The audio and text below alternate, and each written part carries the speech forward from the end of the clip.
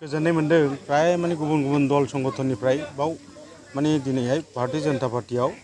जयेन जानो फैदों जा न'फोराव जानाय नैबे फोथाराव गेलेग्रा फोथाराव जानाय जेनाखि जगदान सभा बा जयेन जानाय हाबाफारियाव इउपिपिएल आरो बिपिएफनिफ्रायनो बांसिनै फैदों। मथा मथि 150 प्लास 150 प्लास एसे जादेरबावबाय बेवहाय माने 120मोन नै दा माने 30 जनसो जादेरबावबाय मथा मथि 150नि एसे बारा। बेथ' बिथांमोननि खोथा जा जोंनि खामानिखौ जों मावबाय थादों खिन्थु सबायझार हिसाबै बा बिजनि हिसाबै बिथांमोननि रेकर्डआ देरहानायनि रेकर्डआ 99% गैया आरोखि 1%ल' आगोलाव बायसान्सआव खेबसे देरहाफेरनाय रेकर्ड दं बाद बाखिथ' मोनफ्रोमबो सिटआवनो फ्राय बिसोर जेनबोबाय थादों 20 बोसोरनिफ्रायनो फ्राय जेनबोबाय थादों MLAयानो जा MCLAयानो जा बेखायनो बे बाराव जे बिजेपियानो कब्जा खालामजोबगोन बिजनियाव सबायझारनिफ्राय लानानै मानास थुरिबारि जों बेखौ गोख्रोङै गोरायै बुंनो हायो। आरोबाव बिजेपिनि देरहानाय सिट MLA सिट बे हिसाबै जोंहा आरोबाव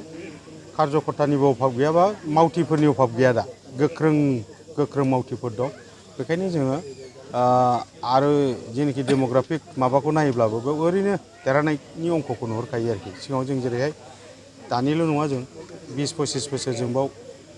केलकुलेसन खालामबोनानै इलेक्सन गेलेबोबाय थादों खिन्थु एबारनि इलेक्सना एसे आलादा जागोन बेयाव माने बिजेपिनि जसआ गोबां जाबाय गोख्रों जाबाय सिं सिं जों खामानि मावबाय थादों सौथाल बैठक लादों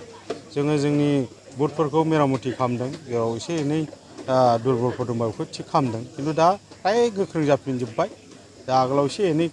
खुथिनाथि दंमोन बेखौ जों थिग खालामजोब्बाय जुजिनांगौथ' जोंहा इउपिपिएलजों जागोन ओमफ्राय बाद बाखिथ' इउपिपिएलआबोथ'